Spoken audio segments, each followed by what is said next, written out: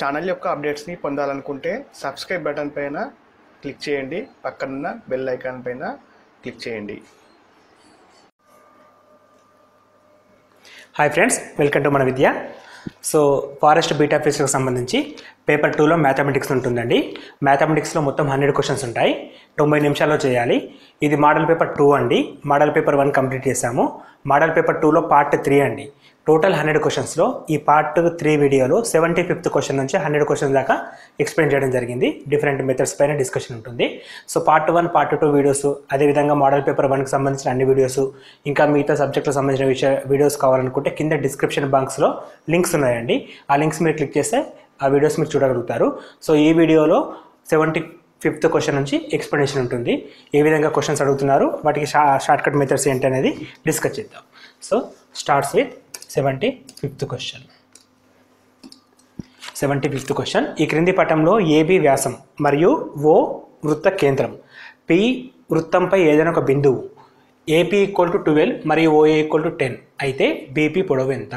Okay, ఇక్కడ diagram ఉందండి. ఈ డయాగ్రామ్లో ఏబీ అనేది వ్యాసం. సో ఏబీ అనేది వ్యాసం అండ్ ఓ అనేది వృత్త కేంద్రం, పి అనేది వృత్తం పైన ఏదైనా బిందువు. ఓకే, ఏపీ ఈక్వల్ టు 12, ఇది 12 అని మెన్షన్ చేశాడు. And OA equal to 10, OA equal to 10 అయితే ఓబీ ఈక్వల్ టు 10 ఉంటుంది. ఎందుకంటే ఇది వ్యాసం కాబట్టి ఇక్కడ ఎంత ఉంటుందో ఇది కూడా అంతే ఉంటుంది. కేంద్రం ఓ అని చెప్పి మెన్షన్ చేసినప్పుడు సో ఏబీ ఈక్వల్ టు మొత్తం 20 వస్తుంది. మనకు అడుగుతుంది PB equal to what or BP equal to what.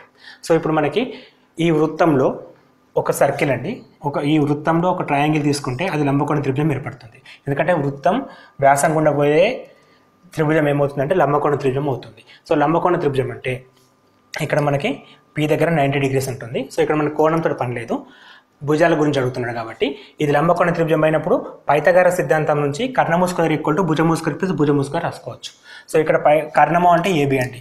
Pythagoras సిద్ధాంతం ప్రకారం AB square equal to AP square plus BP square అవుతుంది.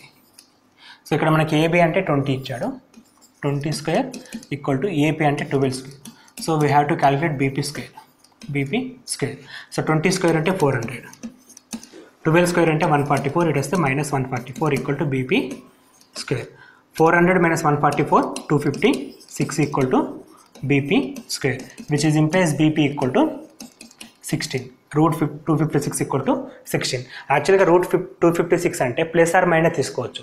ఇది డిస్టెన్స్కి సంబంధించింది కాబట్టి మైనస్ అనేది ఎగ్జిస్ట్ కాదు కాబట్టి ప్లస్ తీసుకుంటాం. So answer is 16 centimeters. Next question. ఓ వృత్త కేంద్రం, ఏబి వ్యాసం, పి వృత్తంపై ఒక బిందువు, ఏబి ఈక్వల్ టు పీబీ అయినా angle PAB equal to what? So ఒక డయాగ్రామ్ తీసుకోవాలి. వృత్త కేంద్రం ఓ, ఏబి అనేది వృత్త వ్యాసం. సో సిమిలర్లీ పైన డయాగ్రామ్ ఇక్కడే ఉంది. పిఏ అనే ఏదైనా బిందువు ఇక్కడనే తీసుకుందాం, ఏబి. సో ఇక్కడ ఒక డయాగ్రామ్ ట్రయాంగిల్ ఏర్పడుతుంది. ఇందులో AP equal to PB, so ఇది ఈక్వల్ టు ఇది అనమాట. ఇది ఈక్వల్ టు ఇది అయితే సమద్వి లంబకోణ త్రిభుజం, లంబకోణ సమద్వి బాహు త్రిభుజం అవుతుంది ఇది. ఎందుకంటే వృత్తంలో గీసింది ఒక లంబకోణ త్రిభుజం, ఇంతకుముందుకి డిస్కస్ చేస్తాం. సో పీ దగ్గర 90 degrees ఉంటుంది. ఇది ఒక లంబకోణ త్రిభుజం. As well as AP equal to PB అని మెన్షన్ చేసినప్పుడు లంబకోణ సమద్వి బాహు త్రిభుజం, రెండు భుజాలు సమానం. సో ఇప్పుడు మనకు కావాల్సింది యాంగిల్ పిఏబి, అంటే ఇక్కడ డిగ్రీస్ ఎంత, ఇక్కడ మనకి పిఏబి మిడిల్లో ఏది ఉంటే అది ఫైండ్ అవుట్ చేయాలి. సో ఏ దగ్గర కోణం ఎంత. యాక్చువల్గా మనకి ఇది మొత్తం 180 ఉంటుంది. త్రిభుజం అనేది 180 degrees ఉంటుంది. అందులో పి అనేది 90 మిస్ అయితే remaining A plus B equal to 90 వస్తుంది. సో మనకు కావాల్సింది ఏ. యాక్చువల్గా ఏ ఈక్వల్ టు బి, ఎందుకంటే సమద్విబాహు త్రిభుజంలో ఈ రెండు కోణాలు కూడా సమానంగా ఉంటాయి.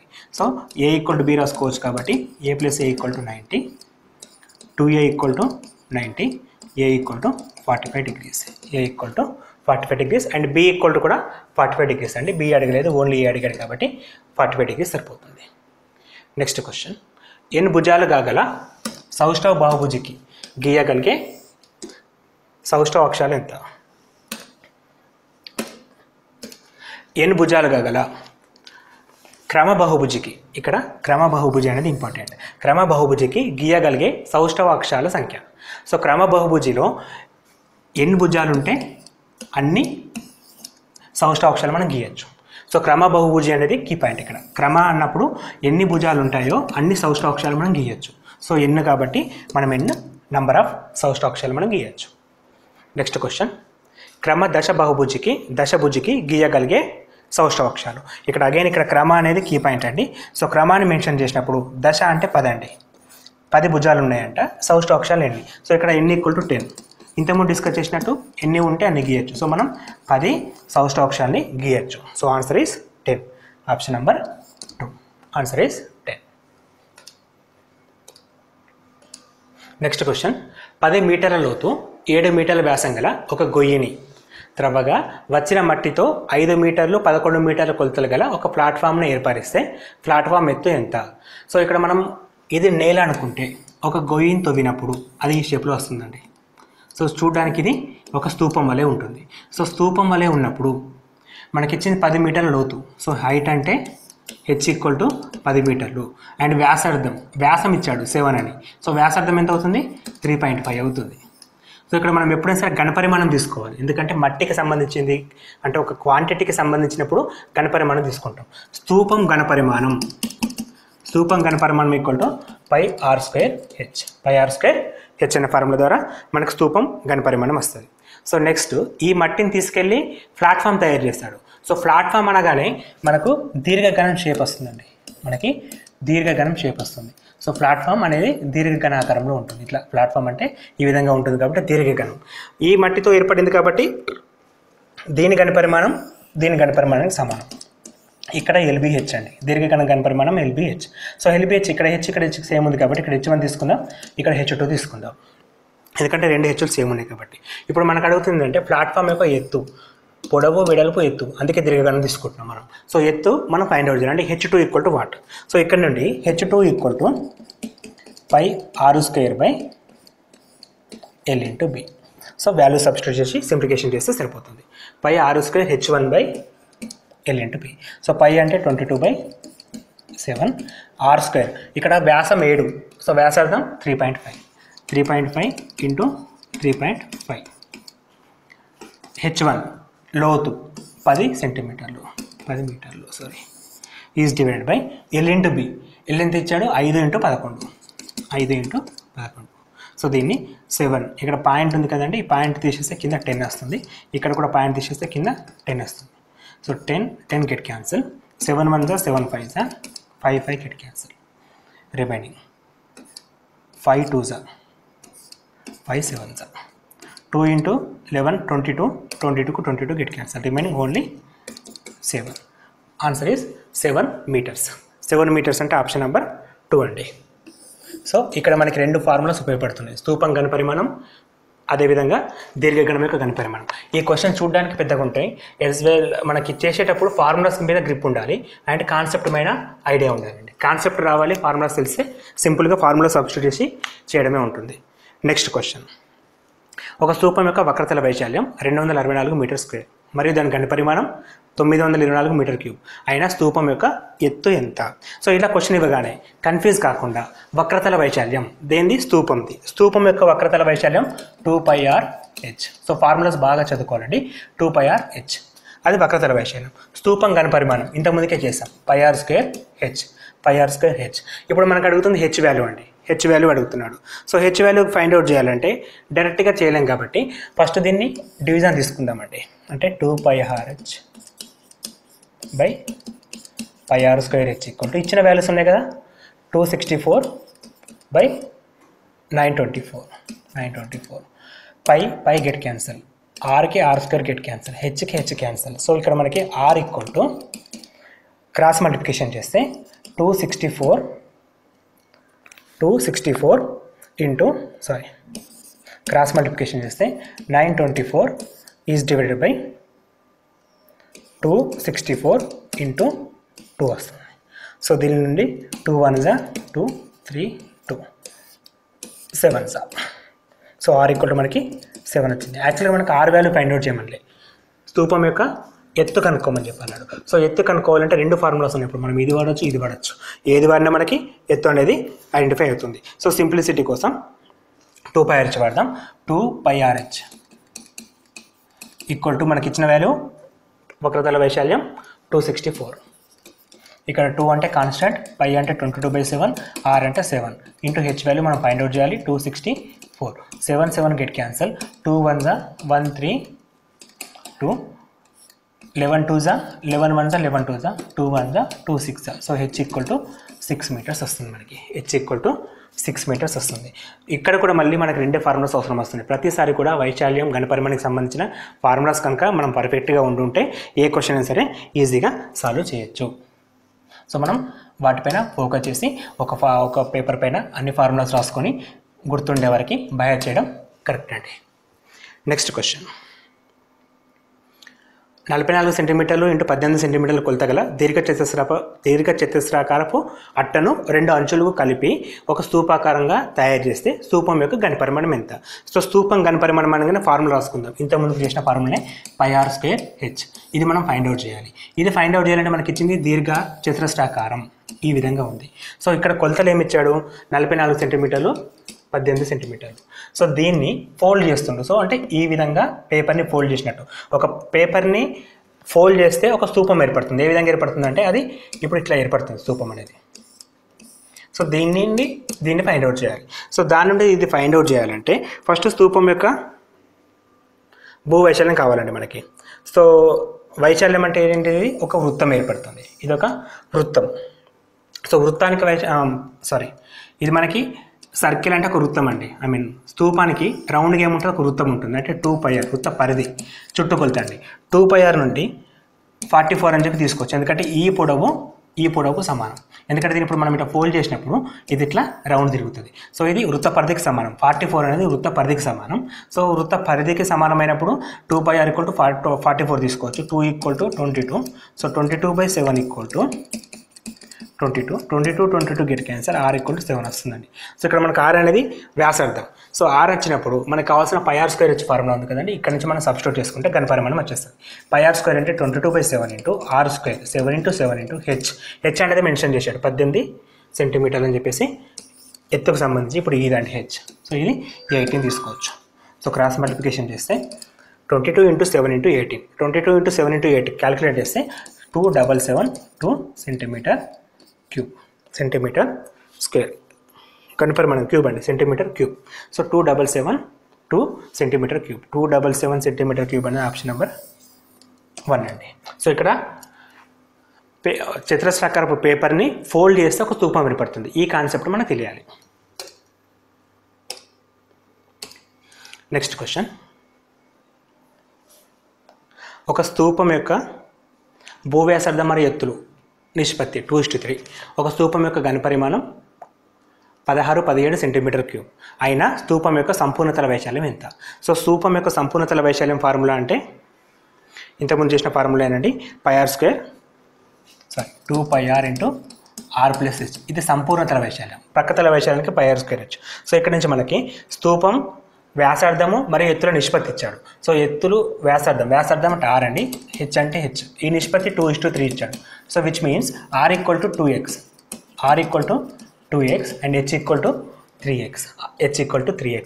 సో దాని నుండి మనకి ఇంకా ఏమి ఇచ్చాడు? ఘనపరిమాణం ఇచ్చాడు. సో ఘనపరిమాణం అంటే πr²h r²h = 1617 అని చెప్పి మెన్షన్ చేశాడు. సో ఈ వాల్యూస్ అన్ని ఇక్కడ సబ్స్టిట్యూట్ చేద్దాం. π అంటే 22/7, r అంటే 2h, 2x × 2x, h అంటే 3x, which is equal to 1617. So multiplication 11 2 జా 11 1 11, 5 మిగులుతుంది 51, 11 4 జా 44, 7 77, 11 7 జా 77. సో ఇక్కడ నుండి 3 4 జా 12, 2 మిగులుతా 27, 3 9 జా 27. ఓకే. x క్యూబ్ అండి. 7 మల్టిప్లై చేస్తే 49 × 7 / 2 × 2 × 2 క్యూబ్. ఇక్కడ మనకి 49ని 7 × 7 రాసుకోవచ్చు. So 7 cube / 2 cube, which means 7/2 whole cube. 7/2 whole cube. అప్పుడు x = 7/2 వస్తుంది. ఈ x అనేది నిష్పత్తికి సంబంధించింది. సో ఇక్కడ సబ్స్టిట్యూట్ చేయాలి. ఇప్పుడు మనం r అంటే ఏమవుతుంది? 2 × 7/2, 2 గెట్ క్యాన్సల్ 7 వస్తుంది. అంటే వ్యాసార్థం = 7 వచ్చింది. h అంటే 21/2. 7 × 3 × 7 21/2, 21/2. ఇప్పుడు వాల్యూస్ మాత్రం వచ్చినాయి. ఈ వాల్యూస్ అన్ని తీసుకొచ్చేసి 2πr × r + h అనే ఫార్ములా రాస్తే మనకు కావాల్సిన సంపూర్ణతల వైశాల్యం వస్తుంది. అంటే ఇక్కడ మొత్తం స్తూపం గురించి మాట్లాడుతున్నాం. స్తూపంలో ఘనపరిమాణం ఇచ్చాడు, సంపూర్ణతల వైశాల్యం అడిగాడు. సంపూర్ణతల వైశాల్యానికి ఘనపరిమాణానికి సంబంధించి ఆర్ అండ్ హెచ్ వాల్యూస్ డైరెక్ట్గా ఇవ్వలేదు, అవి ఫైండ్ అవుట్ చేసినాం. ఇప్పుడు ఆర్ అండ్ హెచ్ వాల్యూస్ వచ్చిన తర్వాత స్తూపం యొక్క సంపూర్ణ తల వైశాల్యం ఫార్ములా ఉంది కాబట్టి ఫార్ములాలో సబ్స్టిట్యూట్ ఇద్దాం. సో 2 π అంటే 22/7 ఇంటూ ఆర్ అంటే ఇంతకుముందు మనం క్యాలిక్యులేట్ చేసినాం కదండి, ఆర్ ఈక్వల్ టు 7 వచ్చింది. అండ్ ఆర్ ప్లస్ హెచ్ అంటే 7 + 21/2. ఆ వాల్యూస్ ఇంతకుముందు R equal to 7 and H equal to 21/2. ఈ రెండు వాల్యూస్ వచ్చాయండి మనకి. So 7 get cancel. 2 × 22 44 into LCM 2 17 + 14 + 21 2 22 22 into 14 + 21 35. 22 × 35 equal to 77 centimetre square. So సంపూర్ణ తల వైశాల్యం కాబట్టి centimetre square. 770 centimetre square is the correct answer. So ఇక్కడ క్వశ్చన్స్ పెద్దగానే ఉంటాయి, ఎందుకంటే ఇది రేఖాగణితానికి సంబంధించిన క్వశ్చన్స్ కాబట్టి క్వశ్చన్స్ పెద్దగానే ఉంటాయి. వాటిని మనం ఈజీగా సాల్వ్ చేయాలి, ఎందుకంటే మనకి పార్ట్ 1 పార్ట్ 2లో సింపుల్ క్వశ్చన్స్ ఉంటాయి అండ్ పార్ట్ 3 అంటే లాంగ్ క్వశ్చన్స్. ఇక్కడ మనకి కొంచెం టైం టేకన్ ప్రాసెస్ ఎక్కువనే ఉంటుంది, ప్రాబ్లమ్స్ కూడా లెంతీగానే ఉంటాయి. నెక్స్ట్ క్వశ్చన్, ఒక స్తూపం యొక్క భూవ్యాసార్థం ఎత్తుకు 5/3 రెట్లు. వ్యాసార్థం అనేది ఎత్తుకి 5/3 రెట్లు ఉంది. ఓకే, స్తూపం యొక్క ఉపరితలానికి రంగు వేయడానికి ఇక్కడ ఉపరితలం అని చెప్పి మెన్షన్ చేయగానే స్తూపం యొక్క ఉపరితల వైశాల్యం ఏంటది 2 πRh. సో మనం స్తూపం యొక్క ఉపరితలం అనగానే ఉపరితల వైశాల్యానికి ఫార్ములా చేస్తాం. సో 1 చదరపు మీటర్కి 2 పైసలు చొప్పున 92 రూపాయలు 40 పైసలైనా స్తూపం ఘనపరిమాణం ఎంత? సో ఘనపరిమాణం ఫైండ్ అవుట్ చేయాలి. డైరెక్ట్గా ఇవ్వకుండా ఇక్కడ కాస్ట్ మెన్షన్ చేసిండు, కాస్ట్ని మనం ఘనపరిమాణంలోకి కన్వర్ట్ చేయాలి. సో ఫస్ట్ ఈ వాల్యూస్ అన్ని ఇక్కడ సబ్స్టిట్యూట్ చేసుకుందాం. సబ్స్టిట్యూట్ చేసినప్పుడు 2 πR అంటే 5/3 2 πR అంటే 5/3 h ఇంటూ హెచ్. సో సింపుల్గా 10π/3 h² అనేది ఇప్పటిదాకా మనకు వచ్చింది. ఇది ఖర్చు చేయడానికి 92 రూపీస్ 40 పైసా ఖర్చు అవుతుంది. 92 రూపీస్ 40 పైసా అంటే సింపుల్గా 92 40 పైసలు అండి, 92,040 ఖర్చు అయింది. సో ఇక్కడ వాల్యూస్ మనం సబ్స్టిట్యూట్ చేసుకోగలిగితే హెచ్ వాల్యూ ఫైండ్ అవుట్ చేయాలి. ఇక్కడ మనం 10/3 into 22/7 into h² which is equal to 92 40. So ఇక్కడ మనకి 0 గెట్ క్యాన్సల్ అండ్ 22 అంటే 11 2 11 11 88 4 మిగులుతుంది 44 11 4 44 41 7 3 21. h² equal to 41 into 21. h² equal to 41 into 21 which means h² equal to 41 into 21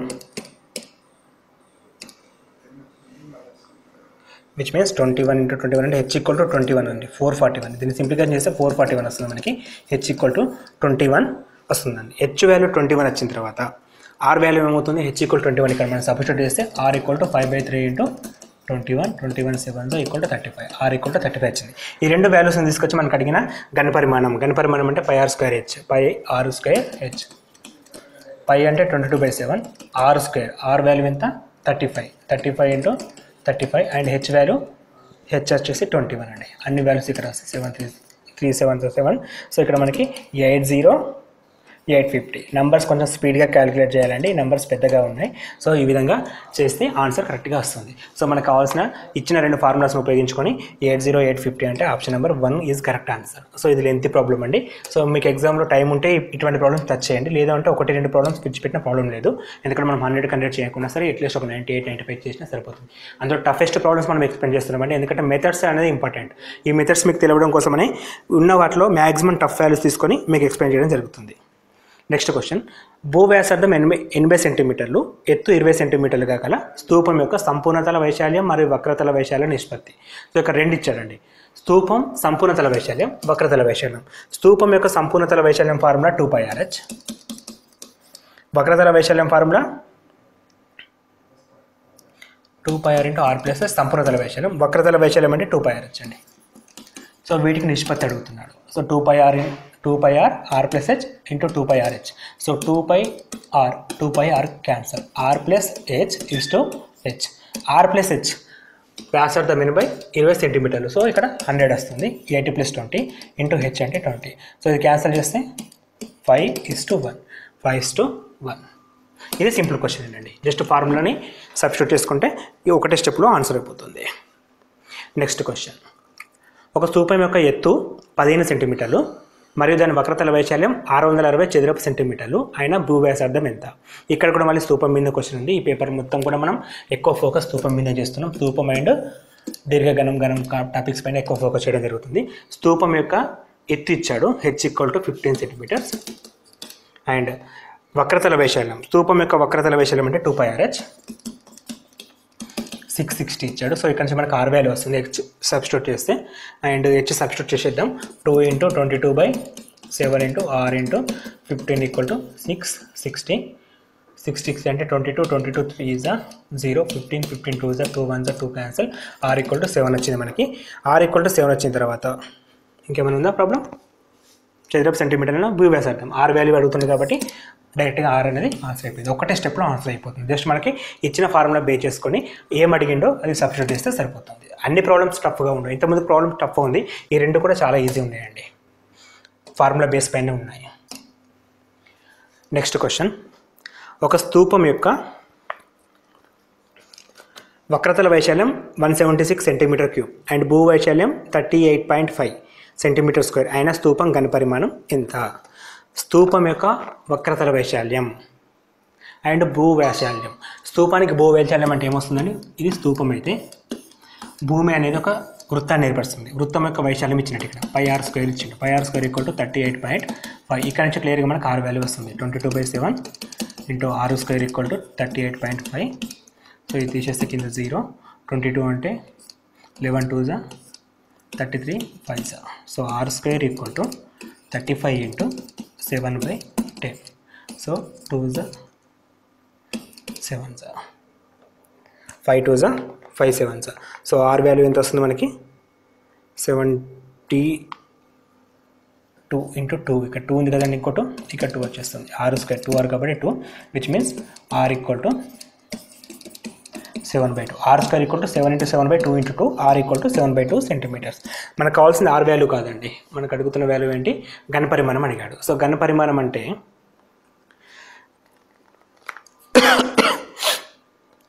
దానికోసం ఘనపరిమాణం కోసం అసలు ఘనపరిమాణం formula πr² h.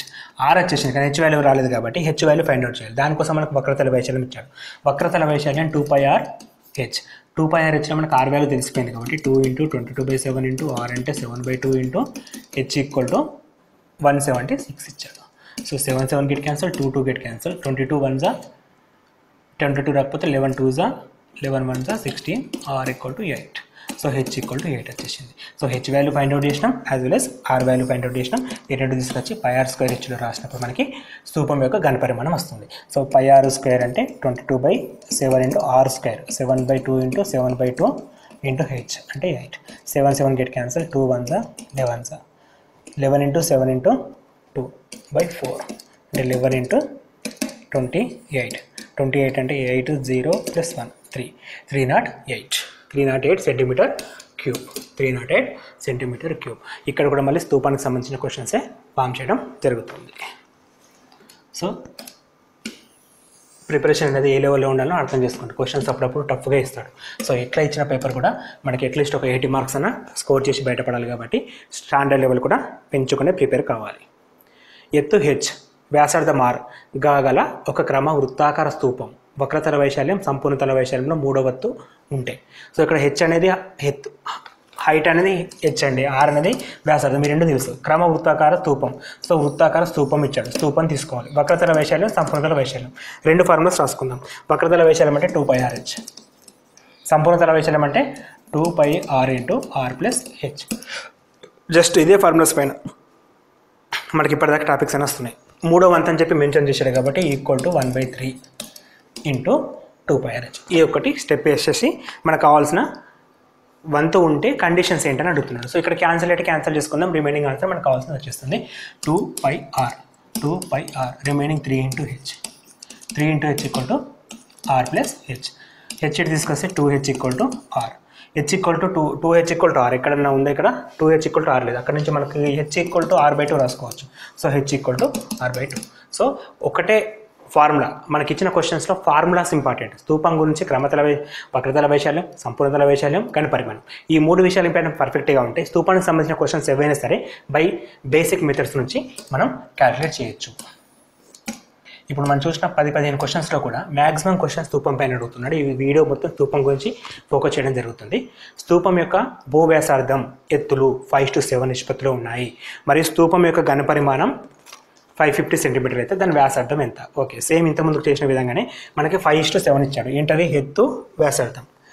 r/h equal to 5/7 నిష్పత్తి కాబట్టి r equal to 5x, h equal to 7x. So and ఇంకేమి ఇచ్చాడు మనకి? భూ వ్యాసార్థం ఘనపరిమాణం ఇచ్చాడు. ఘనపరిమాణం అంటే 5r² ఈక్వల్ టు ఎంత మెన్షన్ చేశాడు?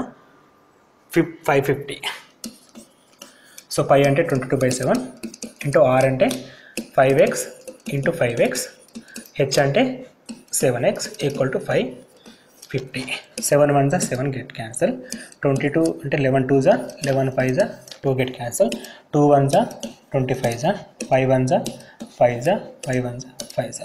సో అన్ని క్యాన్సిల్ అయిపోయి మనకి x³ ఈక్వల్ టు 1 వచ్చింది. x into x into x³ equal to 1, that which means x equal to కూడా మళ్ళీ 1 రావడం జరుగుతుంది. సో x ఈక్వల్ టు 1 వచ్చినప్పుడు r equal to 5 into 1 5 and h equal to 7 into 1 7. ఈ రెండు వాల్యూస్ వచ్చేసినాయి. ఇప్పుడు మనకు అడిగిన ఆన్సర్ ఏంటి? స్తూపం యొక్క వ్యాసార్థం. వ్యాసార్థం అంటే r అనేది 5 సెంటీమీటర్స్, h అడిగితే 7 సెంటీమీటర్స్. సో అది క్యాలిక్యులేట్ చేయడం చాలా easy. First value find out చేయడం ఇంపార్టెంట్. నెక్స్ట్ క్వశ్చన్, 4.2 మీటర్ల భూ వ్యాసార్థం మరియు 3.5 మీటర్ల ఎత్తుగల ఒక స్తూపాకార డ్రమ్ము 2.1 ఘనపరిమాణం గల సంచులను సుమారుగా ఎన్ని నింపచ్చు? ఇక్కడ సుమారుగా మెన్షన్ చేసినప్పుడు కరెక్ట్ ఆన్సర్ అవసరం లేదండి. పాయింట్లు వచ్చినప్పుడు కన్వర్ట్ చేయొచ్చు. సో ఇక్కడ భూ వ్యాసార్థం ఇచ్చిండు, ఎత్తు ఇచ్చిండు, స్తూపం ఘనపరిమాణం ఫార్ములా మనకు తెలుసు కదండి. సో ఇక్కడ ఇటువంటి క్వశ్చన్, సంచులు ఎన్ని నింపగలం, మట్టి నుండి ఇంకోటి తయారు చేసిన అటువంటి క్వశ్చన్స్ అన్నిటికీ ఘనపరిమాణమే తీసుకోవాలి మనం. ఘనపరిమాణం 5r². సో 5 అంటే 22/7 ఇంటూ r². r అంటే 3.5 ఇంటూ 3.5. h అంటే r అంటే 4.2 ఇచ్చాడు కదా. ఓకే,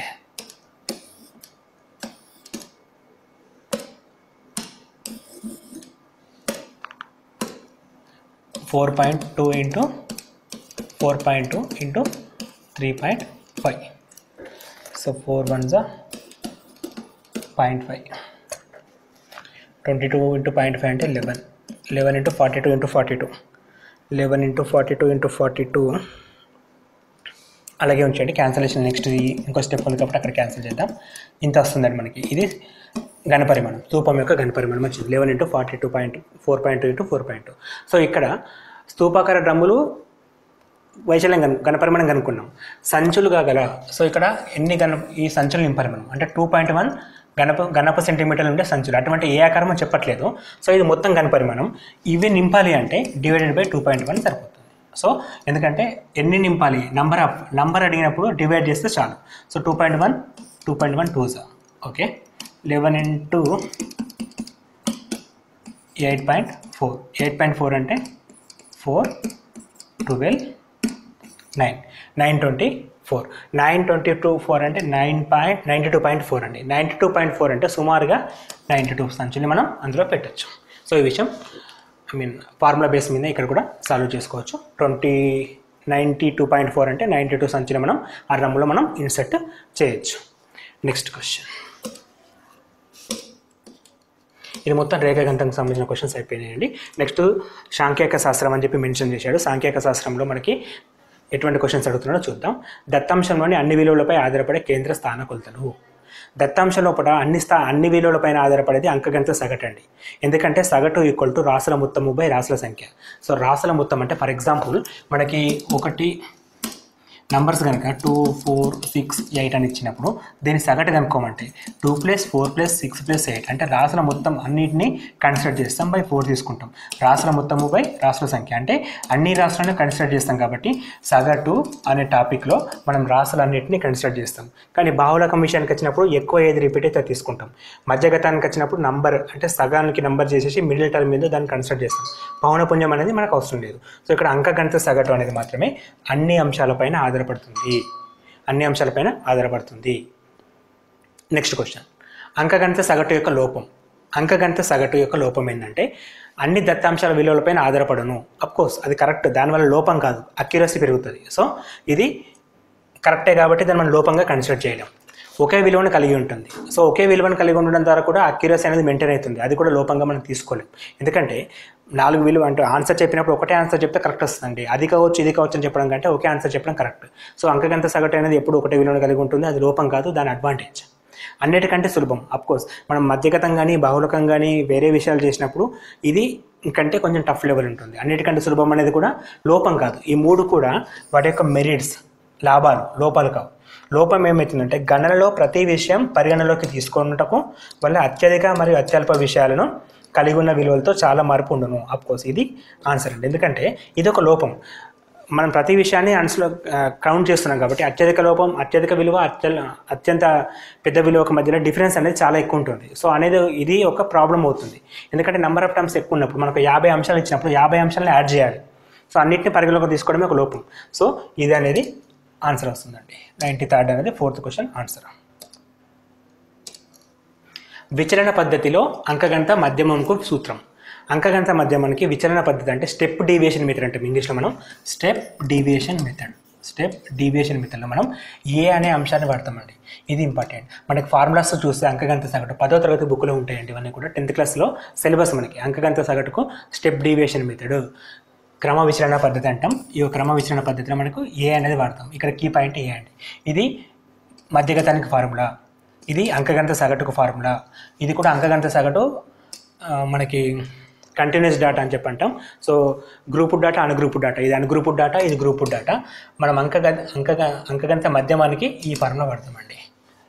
ఏ అనేది ఇక్కడ కీ పాయింట్. దత్తాంశంలోని అన్ని విలువలపై ఆధారపడే కేంద్ర స్థాన విలువ. ఇంతకుముందు చూసాం అన్ని విలువలపైన ఆధారపడేది సగటు అండి. అన్ని విషయాలపైన ఆధారపడేది సగటు అనేది అన్ని అంశాలపైన ఆధారపడుతుంది. ఒక వర్గీకృత విభజన యొక్క అంక మధ్యమం ప్రత్యక్ష పద్ధతిలో లెక్కించుటకు ఫార్ములా. ప్రత్యక్ష పద్ధతి, పరోక్ష పద్ధతి అంటే స్టెప్ డివిజన్ మెథడ్ అండి. ఇక్కడ ఏ అనేది స్టెప్ డివిజన్ మెథడ్. ఈ రెండు కూడా ఆన్సర్స్ కావు. ఏ అనేది స్టెప్ డివిజన్ మెథడ్. ప్రత్యక్ష పద్ధతిలో x⁻= సమ్మేషన్ fi/xi/fi అండి. ఇక్కడ ఇది అంకగణిత సగటుకు ప్రత్యక్ష పద్ధతిలో ఫార్ములా. ఇక్కడ అన్ని కూడా ఫార్ములాస్ పైన క్వశ్చన్స్ వస్తున్నాయి. సో ఫార్ములాస్ అన్ని కూడా ఒక పేపర్ పైన రాసుకొని ప్రిపేర్ అవ్వడం మంచిది. నెక్స్ట్ క్వశ్చన్, 10 అంశాల సగటు 86.3. అందులో ఒక అంశం విలువ 45.5కు బదులు 54 అని తప్పుగా నమోదైంది. సరి అయిన సగటు ఎంత? సో 10 అంశాల సగటు మనకి ఇచ్చాడండి. 10 అంశాల సగటు ఈక్వల్ టు మొత్తము బై రాష్ట్ర సంఖ్య. సో మనకు సగటు ఇచ్చాడు. సగటు 86.3 అని మెన్షన్ చేశాడు. మొత్తం మనకు తెలియదు. సో ఫస్ట్ మనం మొత్తం కనుక్కుందాం. బై 10. సో టోటల్ మొత్తము ఈక్వల్ టు 10 × 86.3 అంటే 863. సో ఈ టోటల్లో ఒక నెంబర్ అనేది 45కి బదులు 45.5కి బదులు 54 అని మిస్టేక్ పడ్డది. సో ఇప్పుడు మనం 86.3లో 54ని తీసేయాలి. ఎందుకంటే 54 అనేది నెంబర్ బై మిస్టేక్ పడ్డది.